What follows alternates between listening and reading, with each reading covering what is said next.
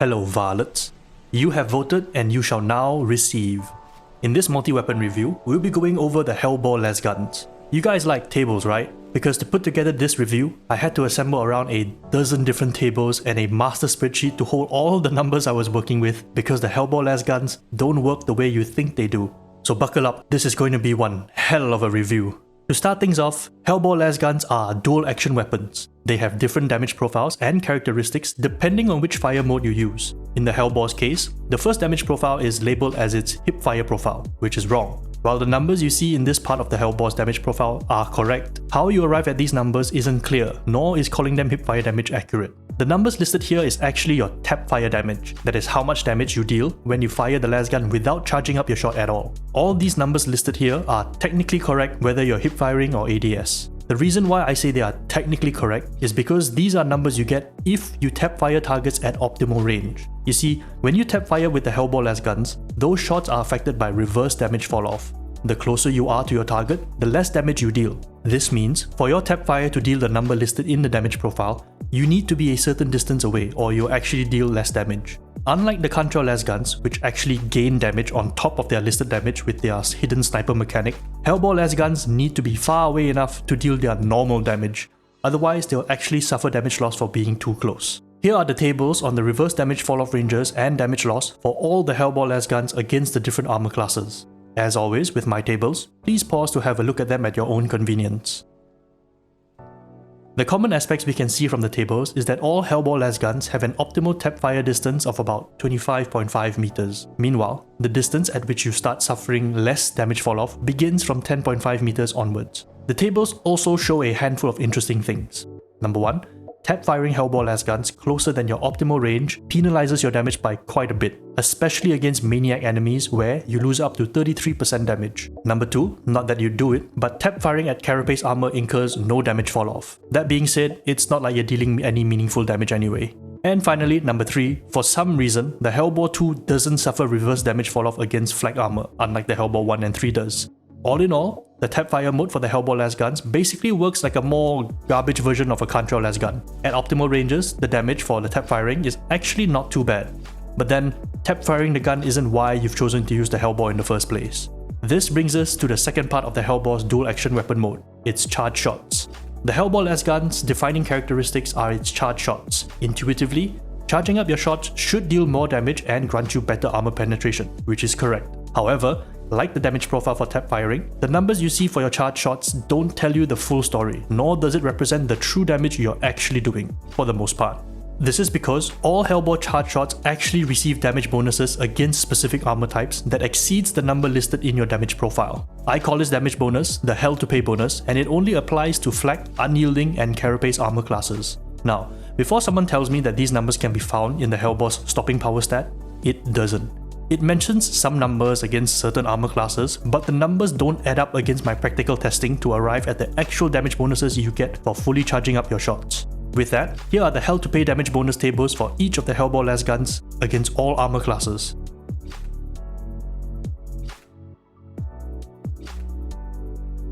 Similar to the tap firing tables, there are some commonalities that are shared and differences as well. The first commonality is that all fully charged shots have no reverse damage fall off. This means they deal the same damage no matter how close or how far you are from your target. This applies to all armor classes with a couple of exceptions. The first is, maniac enemies are the only armor class that does have reverse damage fall off for charge shots. Similar to tap firing, Helbores can lose up to 33% damage on its charge shots if shooting at maniac enemies up close. The optimal range, where no damage fall-off is present, is also at 25 meters, so make sure to keep your distance against drag rages and specials. Number 2, only the Helbore II's charge shots have reverse damage fall-off against carapace armor, losing almost 20% damage if fighting a crusher within 10 meters. Stay outside of 25 meters to deal optimal charge shot damage against them. While all Helbore Lasguns receive the Hell to Pay damage bonus, the bonuses are not identical across Lasguns.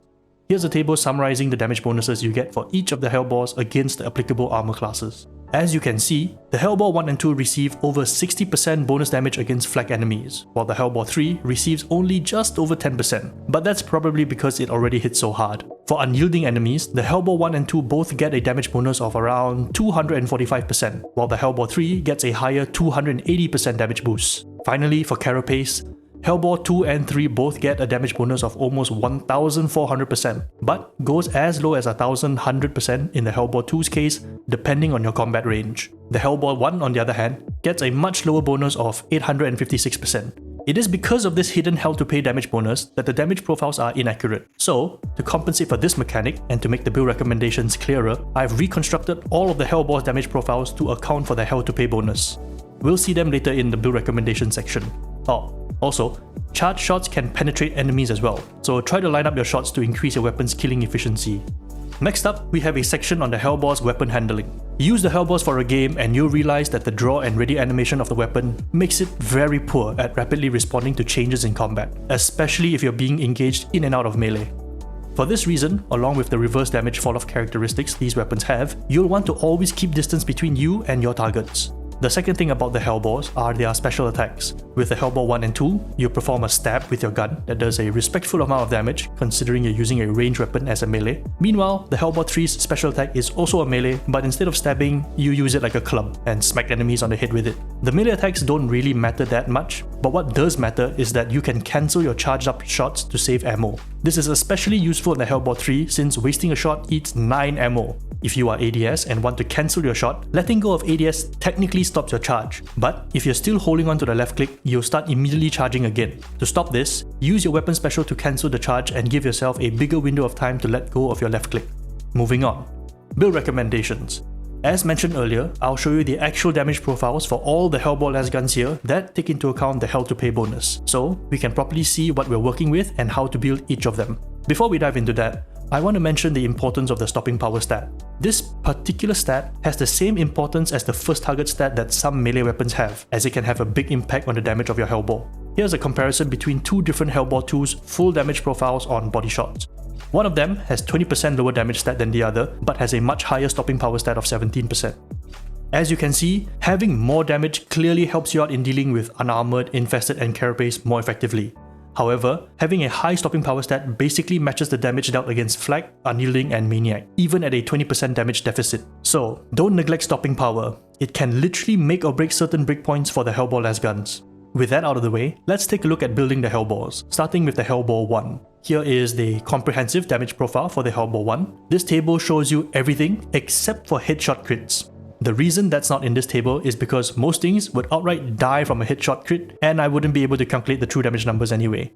However, my general testing indicates that your headshot crits deal about 40 to 50% more damage than your regular headshots. So use that as a rough rule of thumb.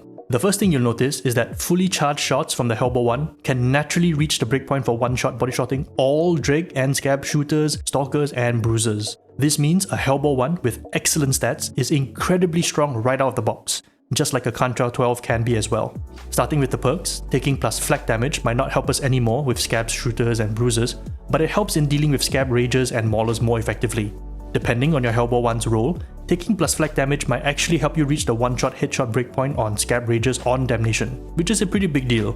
Plus, unyielding damage can be useful for increasing your damage output against monsters, bulwarks, and reapers. This is especially the case for reapers because it would lower your breakpoints from 4 headshots to kill down to 3. Plus, maniac damage is really helpful on the Helbore 1. Not only does it help improve your consistency on the one armor class that your charge shots have reverse damage fall off on, but it actually pushes your damage high enough to 2-shot body-shot Drake Ragers and all maniacs except mutants from optimal distances. A special mention for plus elite damage. Because the Helbore 1 already does so well against regular enemies, having plus elite damage provides an overall damage boost against the enemies that can take a hit, like Reapers and Maulers. A combination of plus elite damage along with either plus flak damage or plus maniac damage pushes the Helbore 1 to be able to one-shot headshot either Scab or Drake Ragers on Damnation.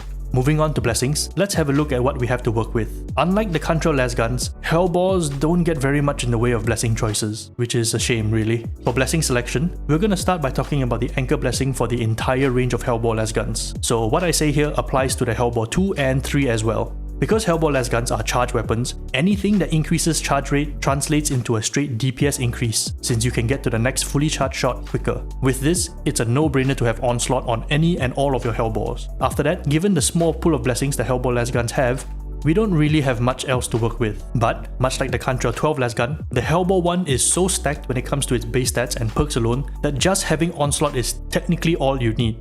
That being said, I like to take Surgical simply because for certain armor classes like Unyielding and Maniac, body shot crits have the same multiplier as weak spot hits. This means if you happen to miss your headshot and wind up with a body shot crit instead, it keeps your Helbore I's breakpoints the same against these enemies. Also, depending on your role, a body shot crit might be enough to one-shot body shot, scab and drake shotgunners. On top of this, Surgical helps with dealing with crushers as well. The other blessings don't really matter on the Helbore I simply because it doesn't help with reaching new breakpoints, or is simply not worth trading Surgical for. But again, all you really need is Onslaught. After that, take whatever floats your boat.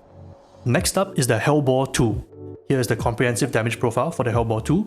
Having done all the breakpoint calculations, I can tell you that the Helbore II is probably the least forgiving to grind for of the three, because you need a really high damage roll to optimize its performance. While I said that stopping power was important, for the Helbore II specifically, there is a minimum damage stat you need to meet if you are interested in making a best in slot Helbore II, and that is, unarmored body shot damage must be at least 360, no exceptions. The reason for this is with plus unarmored damage, you can just about make the one-shot body shot breakpoint against Drake bruisers, which also means you can one-shot body shot Drake shooters as well. I don't think I need to tell you how big a performance difference is between one-shotting something and needing two shots. From my damage profiles, those of you who have an eye for breakpoints will probably notice that this particular Helbore II is 4 damage short of reaching the one-shot body shot breakpoint against Scab Stalkers.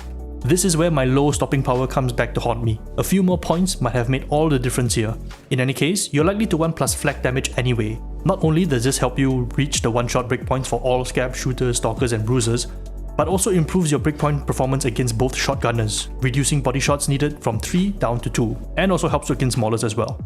Honestly, because of how important having these two perks are for the Helbore II, it's hard for me to recommend anything else. In fact, the Helbore II requires so much in order to be on par with the Helbore I. To be on equal footing with a decently strong base row Helbore I, like what I showed earlier, a Helbore II needs to have near max damage stat, a very high stopping power stat, a charge speed stat that exceeds the Helbore I by a good amount, and both unarmored and flak damage. Anything less than these conditions together and the Helbore II is worse off than the Helbore I. However, if you want to use the Vet's plus 25% damage boost from Volley Fire to compensate for a perk against regular Scab or Drake enemies, the only other perk worth taking is plus Unyielding damage to help with your damage against Reapers and Bulwarks, reducing the breakpoints required by 1 shot each, as well as giving you a boost against monsters. As for blessings, in addition to our anchor blessing of Onslaught, No Respite is a strong candidate for the Helbore II. Taking No Respite relieves some pressure on your perks, allowing you to forego plus flak damage, which means losing the ability to one-shot Scab Bruisers, but gives you the ability to reach the 2-shot breakpoint for shotgunners with full charge shots without flak damage. Paired with Onslaught, the Helbore II's faster charge rate allows you to better take advantage of the short stagger from your attacks with No Respite. While Surgical isn't a bad choice on the Helbore II, the nature of the blessing runs counter to the Helbore II's strength, which is its fire rate, since Surgical wants you to take measured shots against your rising stacks of Onslaught and faster charge speed. Finally, we have the Helbore III, the monster hunter of the 3 Helbores.